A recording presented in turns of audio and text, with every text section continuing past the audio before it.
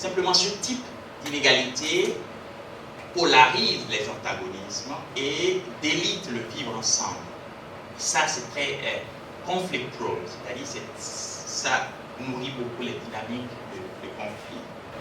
Première conférence de l'année 2024, l'Institut des artisans de justice et de paix se veut construire un nouveau sillon de réflexion. En négligeant un peu, au fond, les nouveaux défis sécuritaires. La coopération internationale et les défis contemporains, c'est la thématique de cette année qui, pour le compte du mois de janvier, s'articule spécifiquement autour du thème « La coopération régionale et les défis sécuritaires transfrontaliers en Afrique de l'Ouest ». La coopération régionale est un vrai bouée de sauvetage, pouvant aider à la réanimation et à l'évacuation sanitaire de notre sous-région naufragée à cause des embarcations peu sûres qu'elle emprunte. Quelle voie voulons-nous prendre ensemble? L'IAJP Chant d'Oiseau, cette année, voudrait réfléchir sur ses voies et moyens pour une Afrique de se mettre davantage ensemble, de construire une coopération régionale, sous-régionale, une coopération africaine axée sur la vérité, au cœur d'une dynamique de l'éducation des consciences, de la formation de tout l'être en vue de lutter contre la misère de l'homme, la misère spirituelle et la misère matérielle. Voilà ce que nous voulons entreprendre cette année. Réfléchir sur les voies et moyens pour une Afrique davantage ensemble face aux enjeux de coopération et de sécurité transfrontaliers, un défi majeur auquel l'IAJP s'emploie. Au cœur des grandes instances de politique stratégique, le professeur Delidji Éric Degila a mis l'accent sur la déconstruction de la compréhension générale des défis sécuritaires tout en relevant les causes et facteurs propices de l'insécurité transfrontalière. Depuis la fin de la bipolarité du système international, et particulièrement ces 2 dernières décennies, le contexte sécuritaire africain a profondément changé, à tel point que l'agenda du Conseil de sécurité des Nations Unies est aujourd'hui essentiellement occupé par des questions de paix et de sécurité en Afrique. Alors, évidemment, on met de côté les conflits récents au Proche et Moyen-Orient et qui constituent un véritable cataclysme pour le multilatéralisme. En 2022, sur 34 conflits dans le monde, 15 se déroulaient en Afrique. La semaine dernière, un rapport du secrétaire général des Nations Unies a été présenté aux membres du Conseil de sécurité sur la situation sécuritaire en Afrique de l'Ouest, particulièrement au Sahel.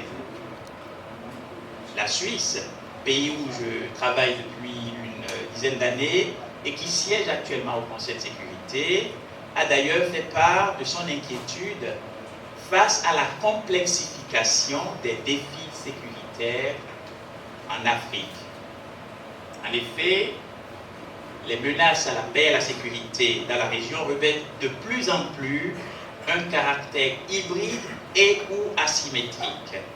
La propagation des pandémies dans la sous-région, l'expansion des mouvements terroristes et l'amplification du phénomène de la piraterie sont entre autres défis auxquels l'Afrique doit faire face. Et pour ce faire, un changement de paradigme s'impose dans l'élaboration des politiques publiques. Imaginez un pays dans lequel les dirigeants, le président, il est du Nord. Alors, il développe des politiques publiques pour construire des écoles seulement dans le Nord. Le Sud, c'est pas son problème. Ça veut dire que les enfants nés dans le nord du pays subissent une forme de social horizontal inequality parce qu'ils ne peuvent pas accéder au même capital humain que les enfants qui sont dans la région du président, parce qu'il n'y a pas d'école.